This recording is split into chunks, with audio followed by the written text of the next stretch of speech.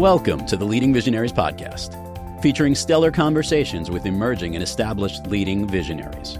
Thanks for joining us today as we celebrate and spotlight the leading visionaries who are thinking differently, seeing new possibilities, have the courage to dream big, take inspired action, and create conscious change all around the world. Now, here's your host, Anjel B. Hartwell.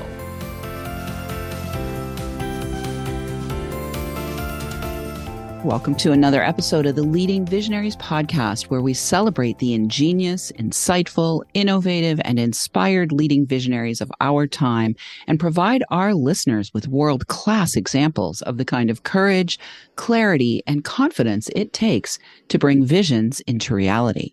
This is your host, Anjel B. Hartwell, and today we welcome our very special guest, Brad Axelrad. For over a decade, Brad's been an event producer, consultant, strategist, and podcast host, having produced over 150 live events with top business leaders and best-selling authors. As a consultant and speaker, he utilizes his message to support coaches, visionary entrepreneurs, and consultants by helping them create the business that sets them free to live a life of fulfillment and truth. He's a proud founding member of the Association of Transformational Leaders in Southern California since 2010 and is a co-founder of the Association of Transformational Leaders Costa Rica. On his Face Your Dragon podcast, he interviews celebrity thought leaders and icons, including Don Miguel Ruiz, Ariel Ford, J.P. Sears, and The Kin, musicians seen on Conan O'Brien and who opened up for Coldplay and Pink. Brad's been featured on numerous media outlets, including NBC Nightly News, PBS Television, OC Register, LA Times, USC News, and CBS News Canada. And I actually have known Brad since about 2010, where I met him at an event that he produced. And so I'm so excited to see you here today. Welcome to the show, Brad. I'm very happy to be here to sit in with you and also equally as curious where our conversation is going to go today, because we never know. Exactly. Well, I like to start with vision. So, Brad, can you talk about the very first time that you received any kind of vision? Were you a little kid? Were you in your teen years? Did you have some kind of spiritual awakening? Tell us about your own visionary journey. Yeah, I'm checking in on how to best answer that, because vision in my life has showed up through several defining moments. The biggest in particular was when my dad passed in 2005. But I want to say this first before we go into that. I'm not so much a seer or a hearer. I'm a feeler. I'm clairsentient and an empath. So I sense and feel and I know when something is going to happen.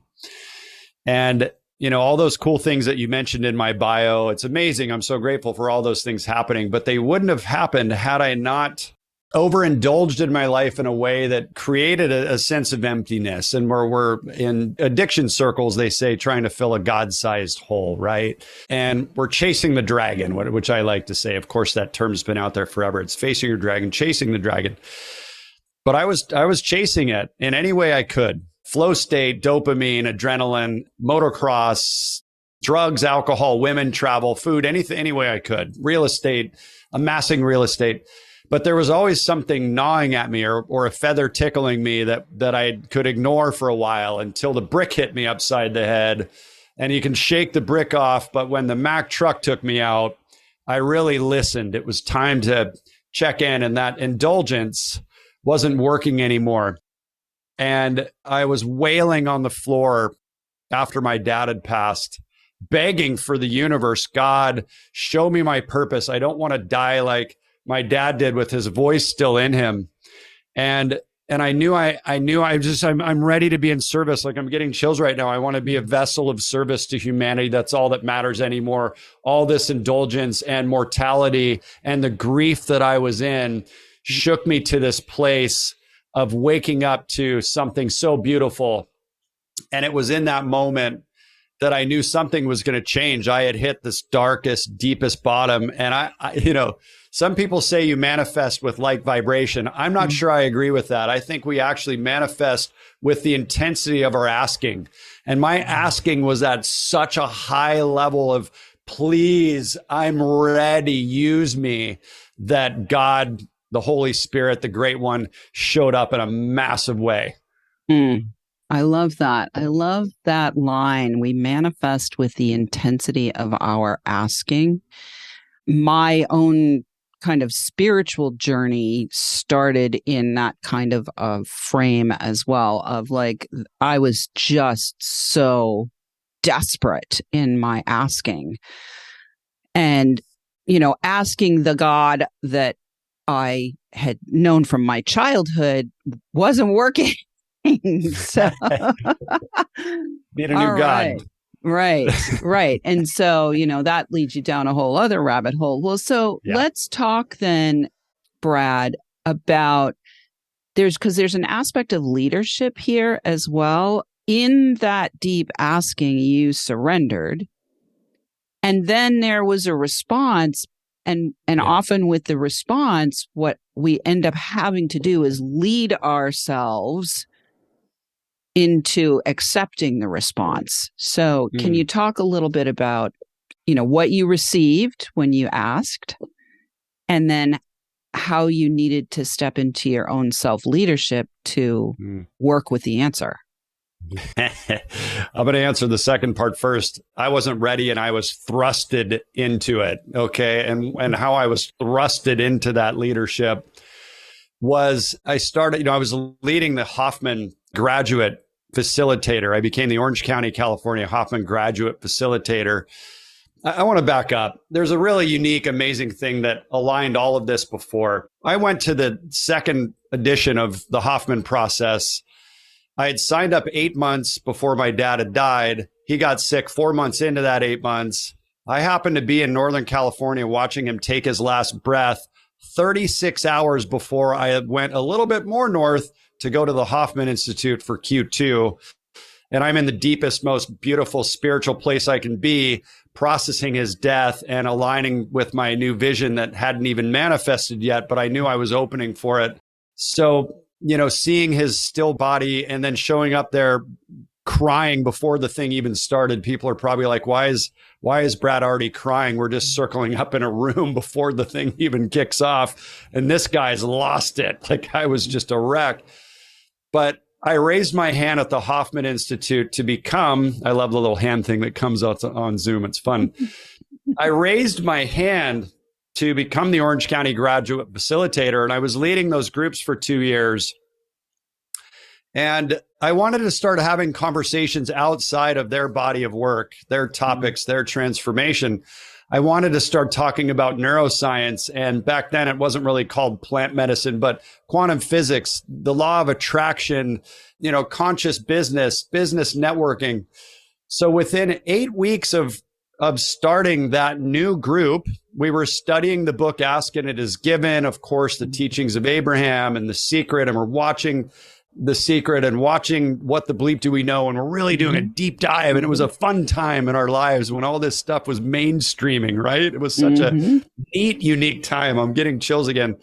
Within 8 weeks of that first 8 people circled up in a family room at a friend's place in Newport Beach, I was on NBC Nightly News. We were all on NBC Nightly News. And I'm like, oh my gosh, there are major, huge, I've never seen cameras so big at my friend's chiropractor office. And we're sharing the principles of what we're studying. And boom, that was the beginning. National media to start. Okay. I'm like, who am I to be leading this movement, even though it wasn't really that yet, but it did start building a very large community that we had for a long time.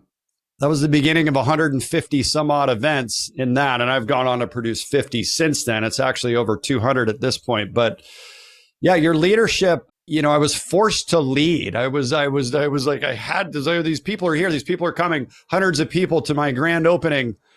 Like, I had to learn leadership on the fly. I'd always been a decent leader, a good listener, a good, masculine person going with direction, with taking initiative, with being committed to things. But leadership has so many nuances to it. And so I learned that through the years, what real leadership is. Yeah, well, it's funny, Brad, because there's more parallels between the two of us than I thought. In that time frame, 2005, I actually had my own art gallery and healing art center that came out of my own spiritual awakening. And I was the person in New Hampshire who was bringing to New Hampshire all of the spiritual cinema films, including What the Bleep and The Secret and all of those things into my art gallery and healing art center. So we have a lot of parallels there. And I would agree with you. Yeah, it was a similar time. And I would agree with you that I also felt like I was thrust into leadership in an area that was like totally the unknown. I had been a leader prior to that in the real estate industry, but this was like leading into the unknown that was unknown to me and pretty much unknown to everybody else as well. So let's talk a little bit about when you were thrust into leadership. Like, what were some of the things that you discovered that you needed to overcome yourself to be able to stand in that role and lead effectively? Public speaking still terrifies me. Okay. I still, not always, sometimes, but not always. Sometimes I'm like, I got extra nervous for this one, Angel. I don't know why. I was just like, oh my gosh, there's all this nervous excitement. This is fun. And I've learned to channel that into my message, but we need to speak with vision, with enrollment, with passion, with humility, with authenticity, and being courageous in our sharing and our like commitment to being in true service. You know, you can feel when someone's not all of those things. And I've always been kind of that raw, I don't give a, you know what, kind of, I'm just going to be me. And if you don't like me, whatever. I mean, it's gotten better throughout the years, and it was sharp in some of those years. It's softened and gotten deeper in that I don't care thing, like more authentic, more integrated. But the fear of public speaking, you know, it's important to share a message. To sales is all about public speaking. You know, even meeting your love of your life there's an element of that. So as I was thrusted in front of these audiences, and I want to share that we used to meet in a circle for a couple reasons. I loved meeting in circles. It's got great power. We're all in it together. There's nobody different. And our first event, I created a spiral of chairs because we had almost 200 people there. I've never seen that done. But again, it wasn't about me. It was about us. And I wanted to keep that energy for a really long time, that it was really about, I'm not the leader of this. We're all co-leading this. Whatever is manifesting now, I'm just one of the stewards of it.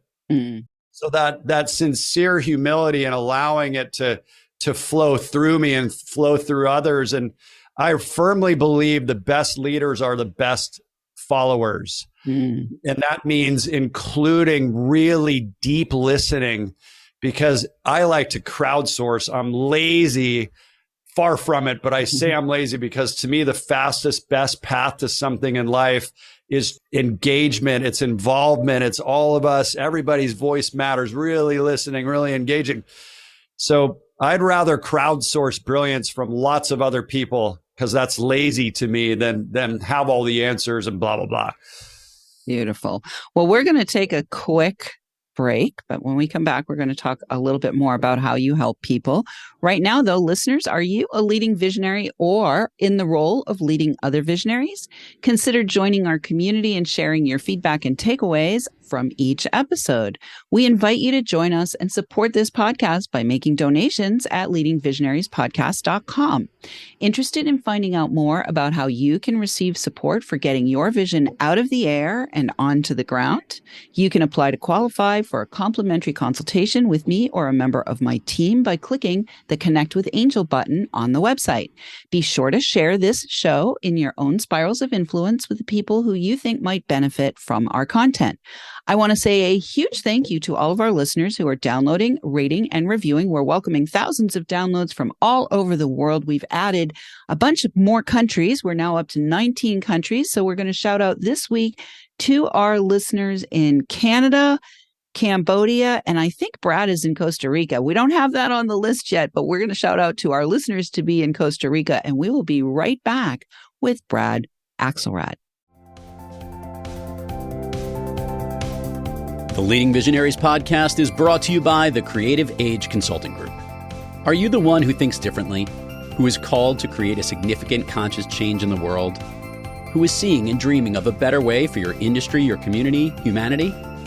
Creative Age Consulting Group is hired to guide leading visionaries just like you who want to break through the static in order to clearly express and confidently enroll support for their vision in a way that makes it inevitable that it will come to pass. Your word is your wand, and as the leader, your ability to articulate and communicate your vision is essential to its materialization and monetization. Please enjoy with our compliments a free copy of the book Be Heard by Millions and Live Your Destiny, which was a #1 new release in 3 categories to get you started. The book is yours by visiting gift.leadingvisionariespodcast.com.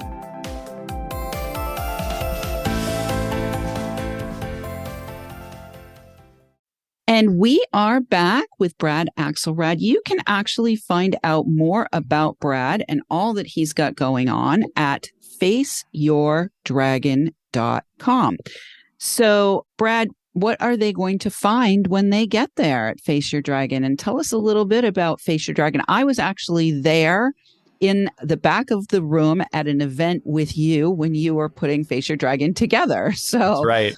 Let's talk about Face Your Dragon and what they're going to find there. Yeah, I'm actually in Mexico. I was in Costa Rica a couple of years ago, but currently in Mexico. So I'm sure that's on your list already. Yeah. All right. Well, we'll shout out to our listeners in Mexico. In Mexico. And Brad's friends in Costa Rica. That's right. You're right. We were at the Live Your Message event with Marisa Murgatroyd. You were the MC, right? And I had spoken at her first event and was kind of her first guest speaker at her first event ever. It was really fun to be involved in that first event with them. And they've gone on to do such amazing things, which we all knew they would. They're brilliant. So Face Your Dragon, as I worked in this space, producing the events, creating masterminds, navigating my own experiences, whatever they were, and all the years of entrepreneurship. I'm 51 now and been an entrepreneur since 19, first business at 8, raced semi-professional motocross. I've always pushed the edge, faced fear.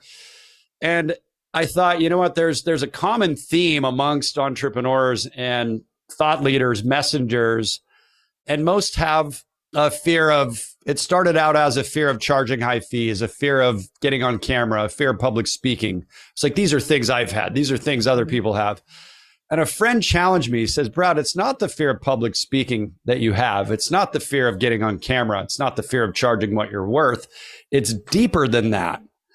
I said, okay, well, let's explore that. I said, well, what is it then? He goes, well, we're diving. This is an MBA friend from Pepperdine. He's been a mentor, met him at CEO Space 2008. Amazing, brilliant human. His name, I just have to say it, Charles Bronson. All right. He's got a good name. Great. Sounds like a movie actor. He is a movie actor. That's why I said all that. But anyway, the 5 I've come up with that stop most entrepreneurs from really stepping into the business that they want: imposter, scarcity, value, unheard, and critics. Okay. So any one of these, it kept me from building the businesses I've wanted, right? Mm-hmm. And of course, there's nuances to all of them, and one's stronger than the other, or they may all be all the same strength. Like, you never know, but they're there. Sure. Help me understand the difference between scarcity and value. Scarcity is, if I build this business or go out and share something, nobody's going to buy. I'm never going to make enough money. I'm not going to get enough clients. At the core of it, it's really not enough clients. That's really what it is, right? Mm-hmm. Value is that you don't value your work in the world and you lower your fees because you might have the scarcity dragon or imposter dragon. So you say, I'm just not charging what I'm worth. That's the value dragon. Okay, great. And so in addition to helping emerging and established messengers to face these dragons, you're also working now with people to prepare to be podcasting, which is kind of the latest wave of how we're getting our messages out into the world. And so would you like to talk a little bit about the podcast work that you're doing as well and how that kind of fits in with your Face Your Dragon work? You bet. So we had a pandemic. You might have known about that, and things went online. A lot of people took their businesses online. Podcasting blew up. I mean, it was already going that direction anyway before the pandemic. But I'm in Mexico. I don't go to networking events, conferences. I don't do that, and I don't speak anymore. And I raised my hand. I wanted to get on a lot of podcasts. I was going to launch the Face Your Dragon podcast again. Like you'd mentioned, I had Miguel Ruiz and lots of amazing celebrity thought leaders, but my body was saying no, right? Back to that empath, clairsentient. I was a no to that. I said, there's something else.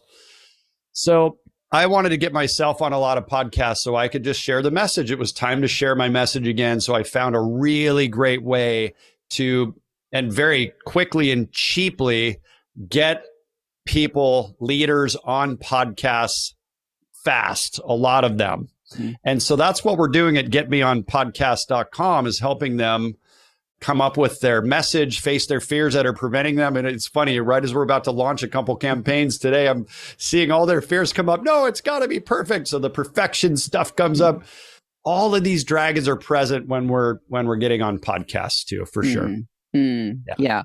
Well, I want to go back to before we went to the break. You have spoken, you've dropped into our pond here of conversation about neuroscience, about plant medicine, about business networking. And like you have this very interesting weave of consciousness and business. And so I'd love to have you speak a little bit about either your own personal practices to be able to have those two things married, which I think that's something I also see in the people I work with and experienced it myself, where it's like the spirituality is over here and the business is over here and they dance together sometimes. And it's much better now than it was 20 years ago, right, for sure. For sure.